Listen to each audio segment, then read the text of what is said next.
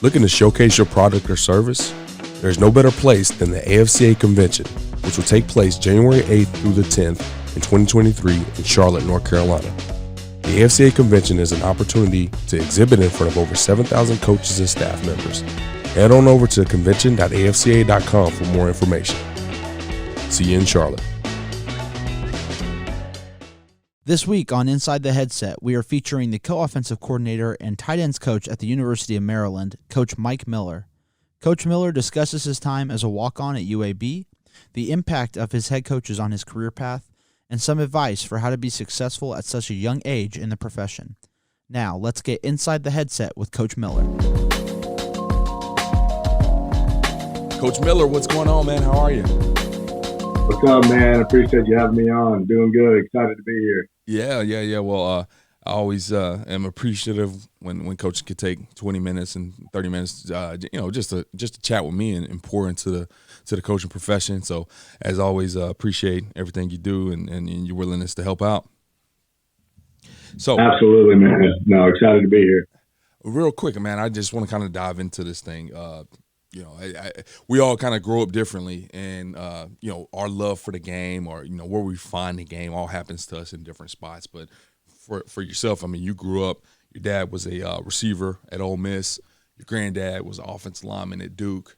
I can only imagine just the amount of football that probably was in that household as you grew up. Just talk to us a little bit about the game, your lineage, your dad and granddad, just kind of been so involved with it, how it affected you and your love for it. Yeah. As I look back and reflect, I actually not thought about that question before, but it really is like amazing. I'm third generation of college football. My grandfather, like you said, he played at Duke. He was an offensive lineman, a pulling guard at 5'11", 185 pounds, wore the leather helmet, played for Wallace Wade. And actually, he played in the Rose Bowl, the only one that was not played in Pasadena, California, because the Pearl Harbor just happened and America was in World War II. And so they were canceling the game and they were fighting to play it. And they ended up playing it. And Oregon State took a train across the country and played in Durham, North Carolina. And they played it at Duke Stadium. And when the game was over, everybody went to war. A lot of the team, they wrote a book about it. And so my grandfather was a fighter pilot from World War II to Vietnam. His last combat mission was in Vietnam. He actually he passed out from all the G's from the new planes that they had released. And watching Top Gun now, I watched that. My grandfather he was a bad dude, man. Just like getting up in an airplane and fighting for a country. So he was career military, and so as a result of that, my dad, he grew up all over the world. Okay. Germany, Japan, New Mexico, Texas, and ended up in Florida. Graduated from Niceville High School, and he went to Ole Miss and played receiver. And so met my mom there, and she's the football fanatic. She's a cheerleader, and they called her Iron Horse growing up. True story, because they would play pickup football and they called her Iron Horse. Nobody could tackle her. She was a beast. All right. She picked teams. All right. And so I grew up, man, just football in my blood, and actually my parents, when they got married, the first thing they did is they went into ministry, and my dad was the chaplain for the University of South Carolina for 10 years. And so I grew up going to the facility and being around the players. And then my dad left college football ministry and became a pastor, and we lived in North Carolina for a little bit, and then we lived in Florida for 10 years. That's where I played high school football. And, just football, man, it shaped and molded me, just sport in general, but especially football, just growing me in competitiveness and toughness and grit. And that I'm very thankful. Just the game has changed my life, and a lot of people's lives for good. So that's an incredible story. I mean, I kind of get the tip of the iceberg as we do some homework and prepare for the questions, but I just wasn't ready for, a fighter pilot and pastor or a chaplain, to be so much more beyond the game. But the game is still involved in the whole journey, man. That's amazing. Now, You like you said, you grew up in Florida. Always hot topic when talking to coaches is the recruiting process, and sometimes just where you're recruiting, what are you saying? But I'm a little curious about your recruiting process. Being a quarterback out of the Sunshine State, highly recruited area, Kings Academy. What was your recruiting process like? And then you ended up in at UAB, decided to walk on. You consequently earned a scholarship there. Just talk to us a little bit about that whole story in terms of recruiting and the walk on process. Yeah. So we do like pat and go in the beginning of practice or games. I always ask Coach Enos or Coach Loxley, hey, would you have offered me in high school? Like, you see my motion, you see the touch, you see the anticipation. And Dan Enos always goes, I wouldn't have offered you at Lakeland College. So I was a try-hard, man. I wasn't good enough, but I was determined and just, was going to find a way. I remember my only offer. Well, truth be told, we were in triple option in high school. Okay. So Georgia Southern actually kind of recruited me for a little bit back when they were running triple. And I thought that's where I was going to go. And I ended up taking a visit, and the whole staff got fired. And so this was like late November. And fast forward, I go to signing day, I have no scholarship offers. And then Jones County Junior College calls me from Laurel, Mississippi. Yeah. And I go on a visit there. I'm like, I'm going to go play junior college, and then I'm going to end up at like Ole Miss. All right. I'm going to take the footsteps my dad did. And I just was like, you know what? I want to play college, like Division I college ball now. So I'm going to take a chance on myself. I'm going to walk on at UAB. They recruited me a little bit. I had a good relationship with Coach Helton. He was my quarterback coach. He's now the head coach at Western Kentucky. Yeah. And I walked on, and man, I had some incredible coaches. And Tyson was Neil Calloway was my first head coach. Now Tyson Helton was my quarterback coach. Brian Ellis was the quarterback GA. He's now at Georgia Southern. And then Jeff Braun was my quarterback coach for a year. Learned so much from them about quarterback play, about offense. And so Garrick McGee was my head coach, and man, just learned a ton. And that really helped excel my career and really just meet my potential, which was just to be a solid backup in college football, and earned a scholarship. And, I knew my role would be like, start signaling, start helping with scout teams, start giving us looks, hey, be ready to play though. You never know, And I remember growing up, my dad is like very, like, he's a realist. Okay. And my mom is a bleeding optimist, like two sides of the spectrum. So I remember my dad told me like in 8th grade, he's like, son, you're probably not going to play major Division I college football. And in 8th grade. All right. So I'm like, no, I'm going to find a way. Like, I ain't going to take that. And my mom is like, you're going to take Ole Miss to the national championship. I just know it. All right, so I remember, like, I am going to play just to prove my dad wrong. And so I remember we're playing LSU, okay, like in 2013. And I just earned a scholarship. I'm like the third string. And that team, right before UAB shut down, we had a bunch of NFL players. And one of them was our kicker, Ty Long. So we attempted like a 60-yard field goal, all right? And Odell Beckham catches it at the 109.5-yard line, 6 inches from out of bounds. Oh, I've seen this clip. Returns it the whole distance. And the last person he runs over is my roommate, Hunter Mullins, right? The punter, who was also the holder. Okay, so he scores, and it's like 68-3 now, 68-10. We're getting drummed, right? And I'm on the headset because I signal. And so Coach McGee goes, oh, my gosh, this is so embarrassing. He goes, let's just put in all the young guys. And then Brian Ellis goes, should we put in Miller? And McGee goes, no, Miller sucks. And I'm on the headset. And I'm like, hey, Coach. I'm like, I'm good, man. I'm going to hand the ball off. Let's go. Like, give me a chance. So, and I never, the clock runs out. I never go in. So I never played a snap in college football, and I earned a scholarship. It just is one of those stories. Yeah. So, but yeah, man, it just took perseverance and consistency. And I wasn't perfect. My first year, I was so young and immature, and it took time just to be around good coaches. That really is what got me to where I could not go by myself. That's why I tell kids in recruiting, I'm going to take you where you can go that you could not go by yourself. And that's what good coaches did for me. That's awesome, man. I mean, you listed off the staff that was there at the time, and just opportunity to be around some coaches that have went on to have some tremendous careers, and some heavy hitters in this industry right now. During your time there, you took the role on as defensive student coach. Is that accurate? Yeah. Okay. Yeah. So Coach Clark comes in 2014. I'm still a player, and we brought in a couple of junior college kids and a transfer, and right away they were better than me the day they stepped on campus. And I knew that, but I was going to compete. And so I'll never forget, we had our exit meetings, and I went in and met with Coach Clark, and he's like, "What do you want to do when you're done?" I was like, I want to coach. I know I do. That's what guys call me to do. I've known that since I was little. I'm going to play college football, coach college football. And I said, "Coach, I want to start helping now. I'm not like, whatever you need me to do playing wise, I'll keep playing, but I want to start helping myself scout. I want to do game planning. And when we have kids come and recruit on recruiting visits, let me help."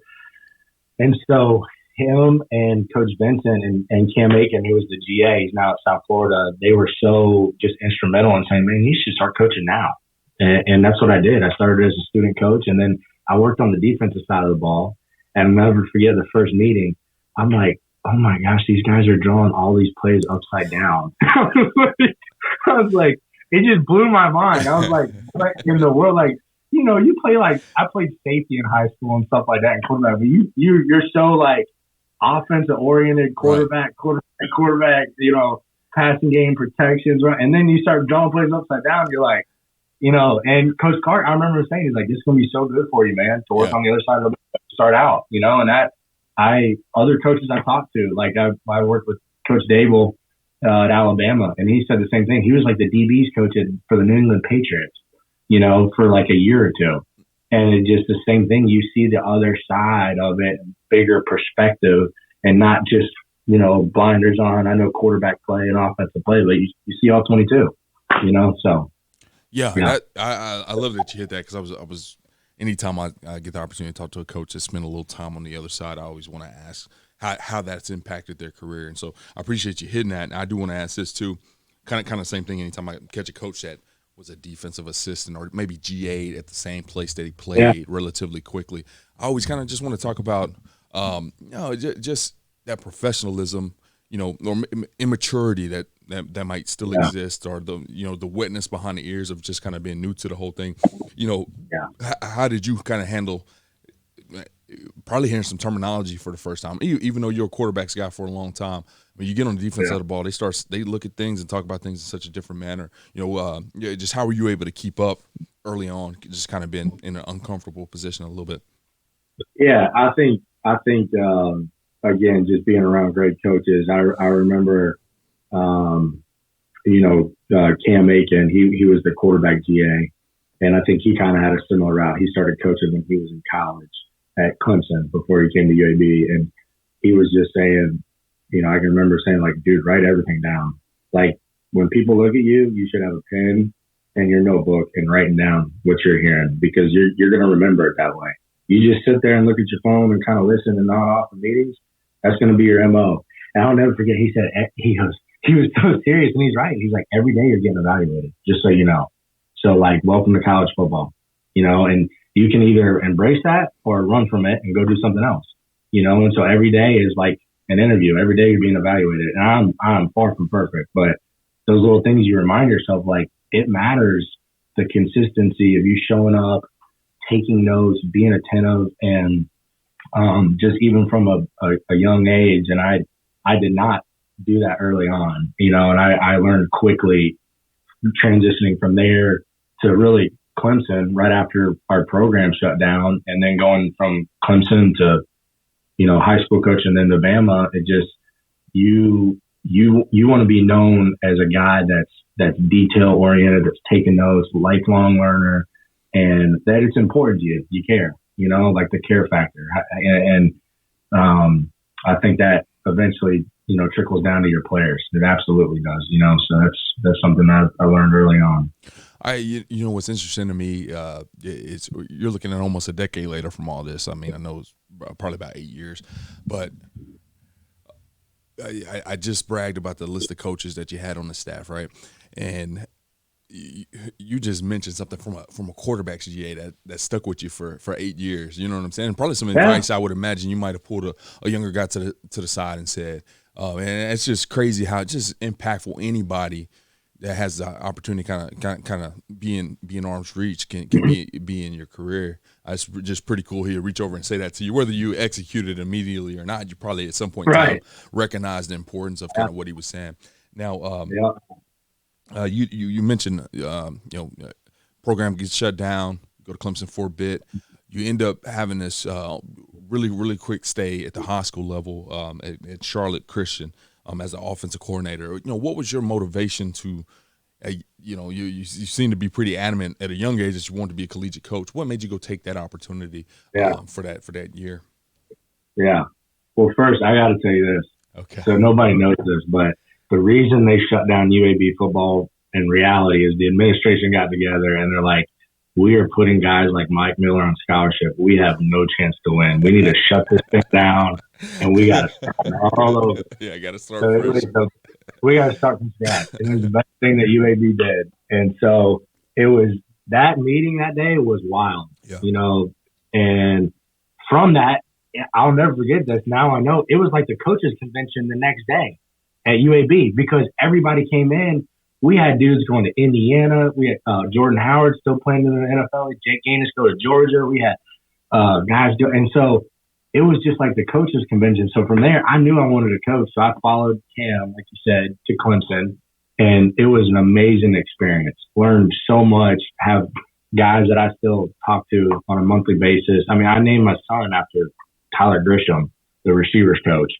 My second son, his name is Grisham. And so just the impact I had there for that was the impact on me for being there for a year and a half was incredible.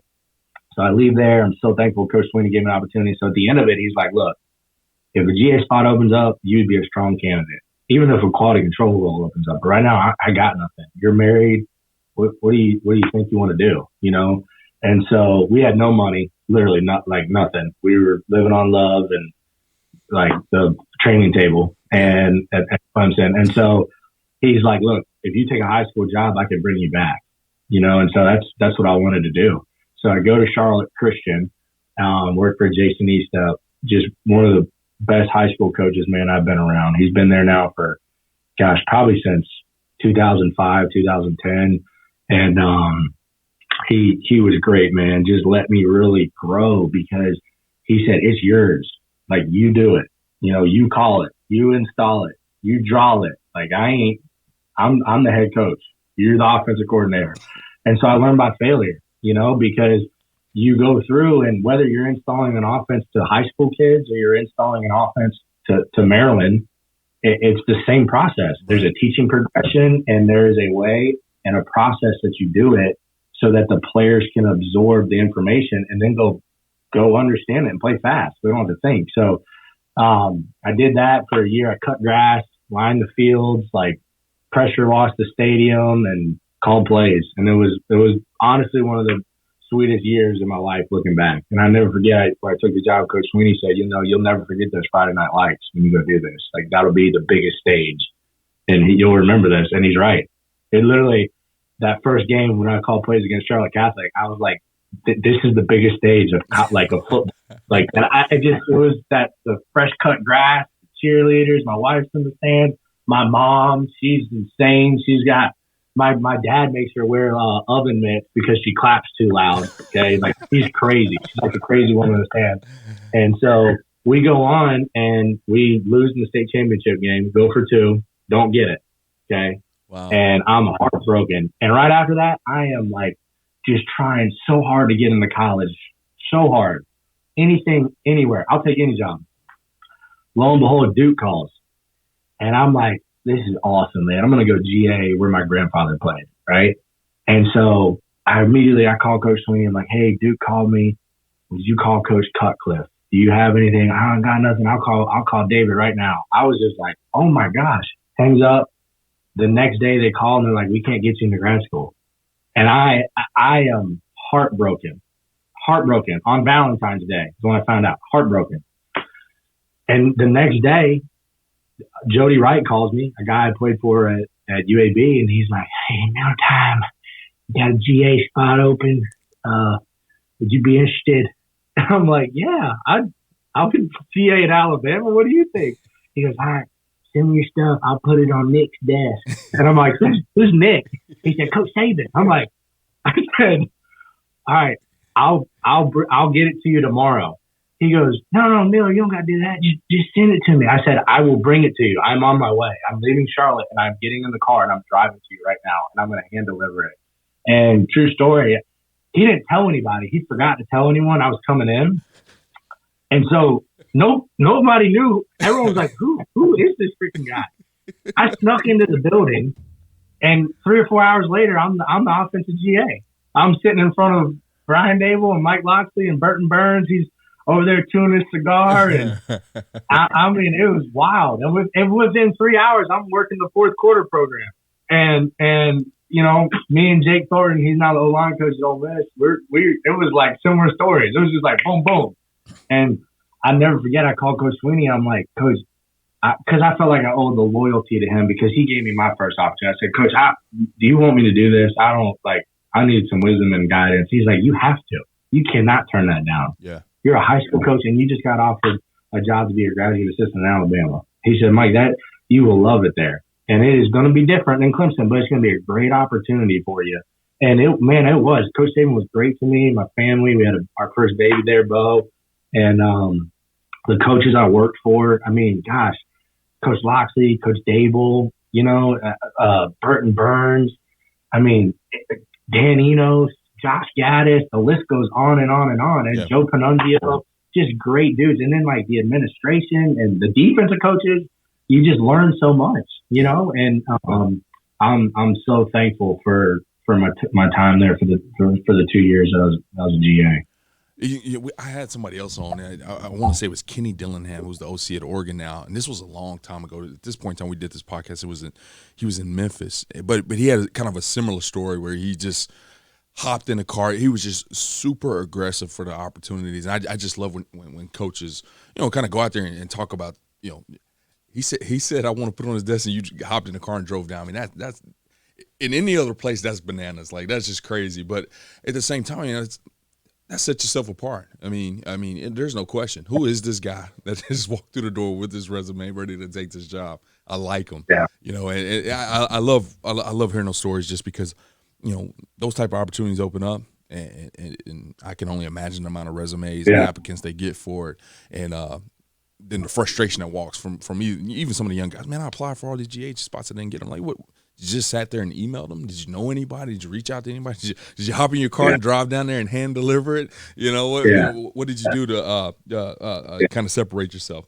Now, since you kind of placed us there at Alabama, you had the opportunity. You know, as many say, one of the most explosive offenses kind of in Bama's history. I know I want to say maybe you didn't win the national championship that year, but a lot of people are arguing this might be the best team ever put together. Just how good you guys were on offense. You know, and Coach Loxley, who's the head coach at Maryland currently, he actually was the offensive coordinator. He gets the job at Maryland. What did you do at Alabama besides getting in your car and drive down there to take that job? Like, what did you do for him to have the confidence to say, man, this guy, you didn't have that much experience, you know, just been brutally serious. You know, you start looking at P5 guys, the amount of experience that they have, full-time positions. You didn't have that much experience, but you clearly did something for him to have the confidence to bring you on as a full-time, coach in that role. Yeah, I got in my car and I drove from Tuscaloosa to Maryland. I beat him to the airport. No, I'm just kidding. Hey, the way he tells the story, I have no recollection. All right, he claims that I held him hostage and I had all of his cut-ups and drawings and that policy, that script, and I said, you ain't getting any of this unless you hire me. All right, that's what he said. The way my side of the story is, man, it really was just bloom where you're planted, do a great job, anticipate. I was not perfect. I mean, our first year we won the national championship in 17. He was the co-coordinator and receivers coach, and then in 18 he's calling plays, and I remember like, man, I am helping him game plan and script and call sheets, and like it's not like it's Charlotte Christian anymore. Like it is like, and again, that to talk about that stage of Friday Night Lights, but you just realize how important your role is in your job, even as a TA. Like every coach has a guy, that does his work, essentially, that the work he can't do because he's doing other things. And so I was like, man, I'm going to make his life as easy as possible. And I probably made his life miserable, to be honest, but I tried my best. And another guy did too, Nick Cochran, and he brought both of us. And Coach Locks won the Boils that year. We had an amazing year on offense. Dan was the quarterback coach. He was great. Gaddis coached wideouts. And, man, it was just you realize how important it is. Just do a great job. Be detailed. Cross your T's, dot your I's, triple check your work, anticipate. I can never forget we had this Thursday. We always have this Thursday long meeting, staff meeting, and go over, who's traveling, who's not, compliance, recruiting, kind of set the stage. And next thing I know, I'm looking up. I'm like, dude, it's like 12:30, and we haven't even scripted practice yet. So I start grabbing plays. Like, he's probably going to want this. He's probably going to want that. He's probably going to want this. We haven't done this. We need to do this on left hash. We need to do that on right hash. We need to do that versus blitz one. We need to re-mic this one. We didn't get it on Tuesday. We messed up. And next thing I know, I just hand him the script, and he starts going through it. He's like, who did this? And I was like, I did it, coach. He's like, all right, good, no, yep, good. Fix this one, do that. Boom, hands it back to me. And then I'm like, I remember that moment went off. Like, I have to pretend as if I'm like a position coach, as if I'm the offense coordinator. Even though I'm not, I'm going to make his job as easy as possible to help him, because he had so much going on, calling plays, game planning, recruiting. He's a dynamic recruiter. And that Thursday staff meeting was so long. I just remember that moment, and I tried to anticipate as best as I could to do a great job and to bloom where I'm playing and not look for the next job. I did that in 2017. Right after the season, I was trying to get a college job, essentially. And I can remember Ellis Ponder telling me, like, dude, just do a great job where you're at and good things are going to happen, and don't look for the next job. You're at Alabama. How about you just keep moving up at Alabama, and it goes back to Coach Sweeney saying, bloom where you're planted, and I felt like it took me time to learn that. Now that I'm here at Maryland, my role has changed every year, and it's been so exciting to be a part of. This is the one thing that I feel like as a young coach I had not experienced, as being part of a turnaround in college football. I worked at Clemson in Alabama. It's not reality. This is like the reality of college football. Not everybody's Clemson in Alabama. Now we have the blueprint. We know exactly how to do it, and we're doing it now. And that has been so just fun and exciting to be a part of, to watch that come to fruition. Yeah. Well, I've said this before, and probably on other podcasts, but man, this business, sometimes it's so there's so much ripping and running that's hard to take the time to smell the roses.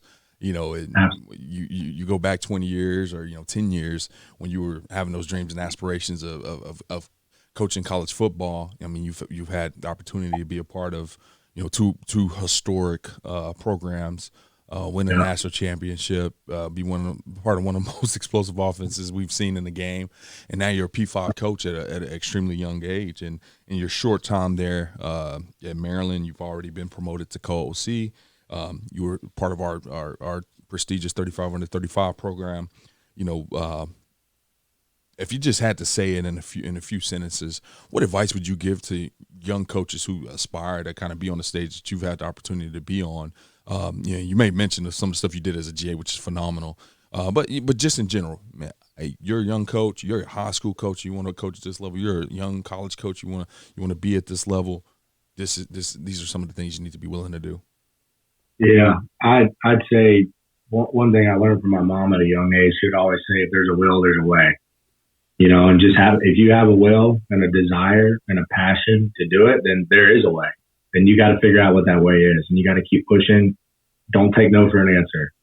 And, I'm now raising, me and my wife, Megan, we're raising our 2 sons, Bo and Grisham. Bo's 4, he's about to be 5.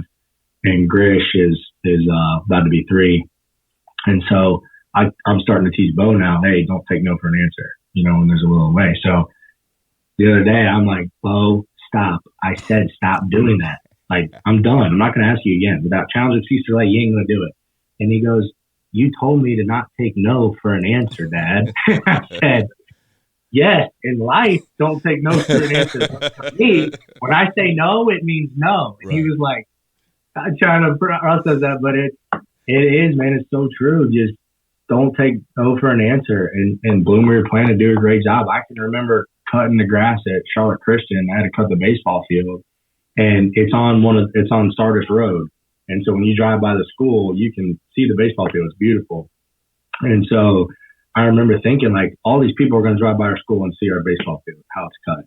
And so how am I going to cut it? Am I just going to go through it real fast, or am I going to stripe it and make sure the lines are even and, like, take pride in it, like something that's a little thing, like Coach Locks always talks about, taking pride in the little things.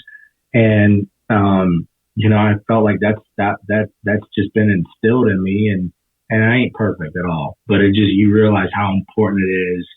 Something as little, I talk to my players about just making their bed, waking up, brushing their teeth, coming in with good, looking like a pro. I talk to Chig about this all the time, our guy that just went to the Titans, and he did all these interviews with NFL organizations, and I kept telling these scouts and guys that would call, like, man, he's a great kid. He's a pro. He knows how to take notes. He knows how to sit in meetings. He knows how to handle himself and be attentive in meetings. And so I try to emulate that for my players. And I think that's so important. And people will see that. That's the other thing. Like, I would tell young coaches, like, I tried so hard to coach at Limestone College. I tried so hard. And literally 11 months later, I'm the tight end coach at Maryland. And before that, I remember I tried so hard to coach at Wheaton College. And a couple of days later, I'm potentially going to go to Duke. And I tried so hard to go to Duke. And then a couple of days later, I'm at Alabama. And it's just keep being persistent, keep finding a way, and don't take no for an answer. And then you look back and, God's got his hand on the whole thing. It's just being part of the journey. That's the best part. So. Well, Coach, your journey is still being written, man. I'm super excited to watch you guys play this upcoming season. I appreciate you for taking the time. And before you go, if you don't mind, just dropping your social media handle, your Twitter handle, just so coaches can kind of keep up with you and everything that you got going. Absolutely. I actually got to look it up. I'm sorry. Hold on. I'm not a big Twitter guy. Oh yeah. Let me see. It is. Let's see here. All right, it is Coach M_Miller. Okay. If you just type in Mike Miller, type in Mike Miller, Coach M_Miller, and then the school email is on the website. So if any guys have any questions, love to take time and any questions they may have. But I'm very, man. Thank you again. I got to give a shout out. You got me in the invited me to the 35 Under 35 Leadership Institute. That was an amazing time, just networking, professional development. It impacted my wife, and my kids, because you learn about this profession, time management, financial planning. You never think about that stuff. Like, I got 3 kids now, and it's like, if you don't have a goal where you want to be in 5 years, it ain't going to just happen. You got to have a plan, and you got to go execute it, and so that was just, like you said, this profession just so go.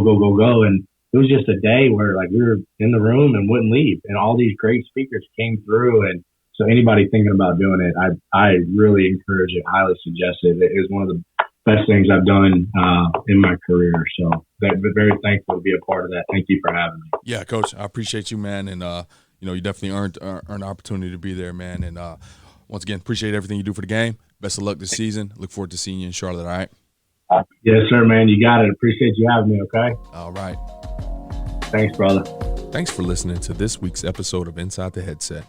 If you heard anything on this episode that you would like to learn more information about, head over to afcapodcast.com, where you can find every episode and all of the corresponding show notes. While you're there, take a second to rate, review, and subscribe to the podcast. If you have any questions, comments, or suggestions for the show, please let us know by sending an email to podcast@afca.com. Make sure to follow the podcast on Twitter at Inside the Headset and tag it when you share each episode. You can stay up to date with all things AFCA by following the @WeAreAFCA Twitter account. Every episode of Inside the Headset can also be found on your favorite audio streaming platforms such as Spotify, Apple Podcasts, and YouTube. If you are not currently a member of the AFCA, be sure to find us online at afca.com and apply to join over 10,000 NFL, college, and high school coaches from around the country who are striving to be the best they can be. With an AFCA membership, you gain invaluable access to the annual AFCA convention, the bi-monthly magazine, and the new and improved digital library, which contains thousands of videos and articles contributed by hundreds of current and former football coaches. You can also visit afcainsider.com to sign up for our free weekly email newsletter on the right-hand side of the screen. It comes out every Tuesday at lunch and is filled with great articles and stories written by many of the same coaches you hear on the podcast. It's geared to help you become a better coach tomorrow than you are today. Be sure to connect with me on Twitter at Coach Mario Price, and remember, the AFCA is not just an annual convention. It is an association that continually promotes education, guidance, and networking. But it is also so much more than that. The AFCA is about celebrating the past and educating the future. It is about developing great coaches who will produce great teams and even better people. So invest in your skill set and impact today by engaging with the AFCA.